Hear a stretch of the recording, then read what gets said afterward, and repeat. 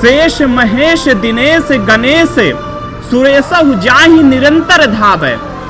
शंकर से सुख व्यास रटै पचिहारि तहु पुनि पार न पावै। ताहि अहिर की छो हरिहा छछिया बर छाछ पे नाच नचावे। तो जिन भगवान गोविंद का अवतरण गौ माता के लिए हुआ है और जिन गौ माता के दूध दही में वो सामर्थ्य है जो बड़े बड़े देवताओं में भी नहीं है।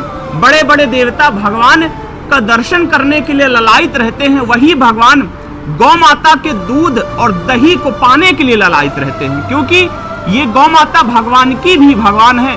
भगवान के जन्म के बारे में कथा आती है कि एक समय जब पृथ्वी पर बहुत ज्यादा अत्याचार बढ़ गया था, कंस का आतंक बढ़ गया था, तब पृथ्वी दुखी होकर के उन्होंने गौ माता का स्वरूप धारण किया और भगवान से अनुरोध किया कि यहाँ पृथ्वी पर वो अवतीर्ण होकर के यहाँ राक्षसों का अंत करे।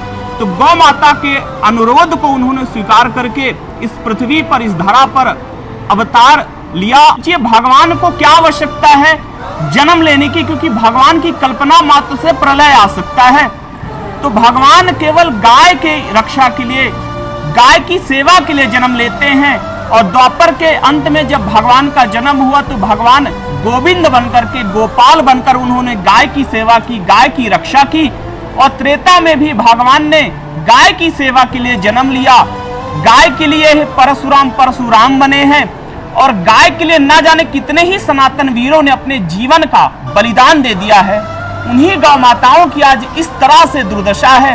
उन्हें खाने के लिए चारा नहीं है, कई बार भूख से व्याकुल होकर के कचरा पन्नी में भोजन को तलाशती हैं। कई बार लोग उन्हें डंडे मारते हैं, कई बार खेत में किसी की फसल को तो लोग कुल्हाड़ी मार देते हैं, टांगी मार देते हैं। और इस समय तो इतना ज्यादा रोड एक्सीडेंट हो रहा है, हम अपनी क्षमता से कई गुना ज्यादा प्रयास कर रहे हैं कि इन्हें हम किसी तरीके से बचा सकें। ये गौ माता जिन्हें प्रसव पीड़ा के दौरान इनका बच्चा गर्भ में ही फंस गया था और काफी समय के बाद भी जब ये गौ माता अपने बछड़े को जन्म नहीं दे सकी, तब अटल कामधेनु गौ सेवा संस्थान के प्रयास से इन गाय माता का ऑपरेशन करवाया गया।